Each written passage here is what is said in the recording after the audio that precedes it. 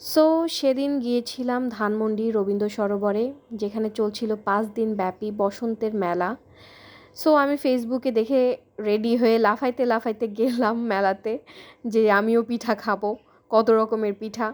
লোভে লোভে যাওয়ার পরে দেখলাম প্রথমে ঢুকতেই অনেক রকমের পিঠার দোকান ছিল। জিলাপি ছিল, সাথে নাগরদোলা ছিল, ইভেন কনসার্টও হচ্ছিল। কিন্তু দুঃখের ব্যাপার, এত পরিমাণ ভিড় ছিল যে কোথাও দাঁড়ানোর কোনো জায়গা ছিল না। আমার জাস্ট মনে হচ্ছিল কেন আসছি আমি। ফেসবুকে দেখলাম যে এত ফাঁকা, কিন্তু আসার পরে দেখি অনেক ভিড়। আপনারা নিজেরাই দেখুন কতটা ভিড় ছিল।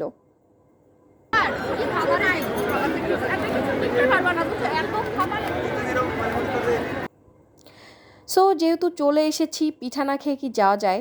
আমার ইচ্ছা ছিল আমি চুই পিঠা খাবো, তাই শুধুমাত্র আমি চুই পিঠাটাই ট্রাই করেছি। এটা অনেক মজার ছিল। তো এরপরে চলে গেলাম মুংডি খেতে। ফেসবুকে অনেক দেখছিলাম ভাইরাল। সো মুংডি খাওয়ার জন্য আমি নাচতে নাচতে গিয়েছি, যেটা দেখে অনেক মজা মনে হচ্ছিল, কিন্তু একদমই ভালো ছিল না। আমি ট্রাই করার পর দেখলাম যে মোটামুটি অ্যাভারেজ ছিল, এতটা মজার ছিল না। এটা খাওয়ার পরপরই ভাবছি না, এখান থেকে পালাইতে হবে, এত ভিড়ে আমার পক্ষে থাকা সম্ভব না। এই তো তারপরে চলে আসলাম।